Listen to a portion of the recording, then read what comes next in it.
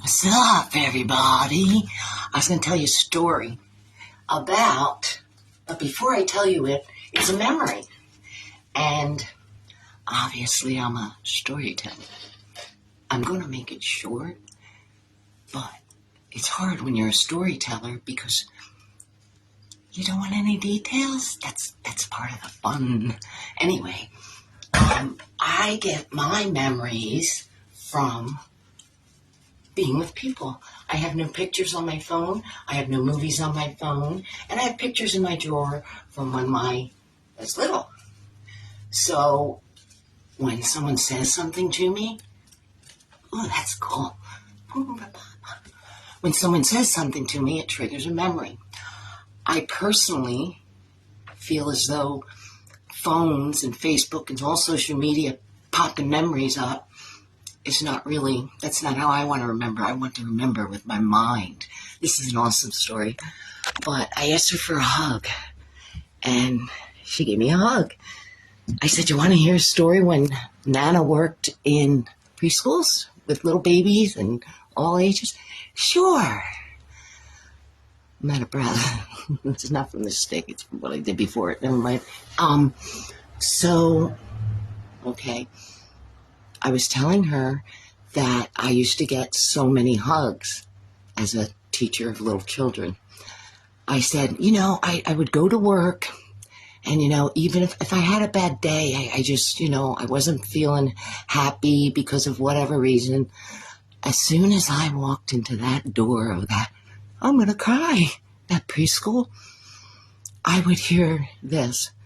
Miss Jeannie's here. Miss Jeannie's here. Miss Jeannie's here. And then they would come running and they would all wrap around my legs. That was beautiful. And in telling her that, I'm going to tell her this story. I might call her tonight, but I like to be, with people when I tell them stories.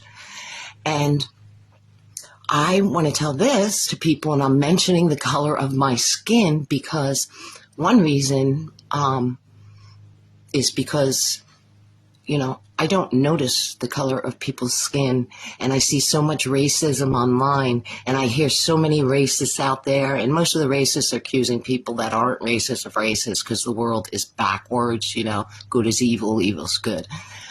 So I worked with many, many black women. I worked at a school that I was the minority, and they were all beautiful, every single one of them. Yeah, it's hard to believe, right?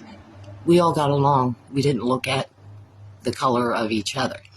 Anyway, I worked with one girl in the infant room, and her name was Portia. Is that like the coolest, most beautiful name ever? She was very, very beautiful. And we got very close. And I would go in that class, and when I arrived in that class, because every year I taught, every class I had, I got that same reaction. When I walked in the door, they threw their toys down and were drawn to me, I guess. I don't know. I like it, though. They're sweet. They're pure love. Anyway, there was a little girl. I'll tell her name. There was a little girl, Bella, that was a year old. And I'm laughing because it's funny.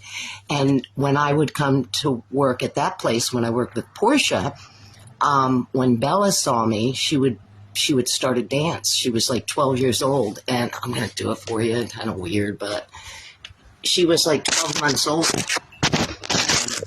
She, barely talked, and she would go, Jean, Miss Jean, Miss Jean, and she did a dance. And this is the funny part. One night I was in my home, and my daughter was friends with Portia, and I was in my bedroom. You had to go upstairs. And I hear somebody in the hallway going, Miss Jean, Miss Jean, Miss Jean. And I look out the door, and Portia's down the end of the hallway doing that. I mean, to me, that is just it was hysterical, really. And then the funny part was she was doing it right near my son's room. I can't remember his age. Maybe high school, a little younger. High school, probably young. High school. And he opened his door, and he was like, what the hell is going on? Why? I don't know. It was hysterical. We all laughed. I live in love. I live in joy. So that was just the one story. And to tell those people that don't like somebody of another religion, don't like somebody because of their color of their skin, don't like somebody because they're fat, don't like somebody because they have brown eyes instead of green, whatever. Nobody likes this necklace because it's peace, and there's a lot of racists against peace. We all know that. If you can even be racist against peace. Anyway, that's a story from me about my life. But I definitely do not have any pictures on my phone. I delete everything every night. I want my memories in person. I want a conversation with somebody to strike a beautiful memory. Because I've talked with people and we've shared memories, and they would share a memory about me. I mean, oh yeah, we went in a car.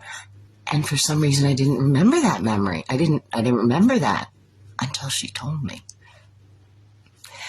But, you have memories, and when you speak with people and you're sharing stories, they trigger a memory, and most of those memories you're not going to sit there and talk about, like, my son passed away. I'm not going to sit there and talk to somebody, but my son. No, you're having a beautiful, wonderful connection. The human connection has been lost. But I hope you enjoy this. Last couple days, a few days ago, I had a real experience with Yeshua, and I know what I'm doing now. Thanks, Yeshua. Love is the only way. Love conquers all. Love heals. You can heal yourself. The hateful and disgusting things that are said to me when I'm spreading love, silliness online, or trying to, there's no reasoning anymore. I'm just telling stories, that's it. And I'm using proper grammar because I was attacked for not using proper grammar. Personally, am I using grammar with you right now? The definition said no clear communication between people. Do you need grammar? How would I do that? I love you, period. Are you coming? Exclamation point. Yeah, so I'm using proper grammar because a lot of my attacks online was because of my grammar. But peace and love to all. It's a good thing. Love you.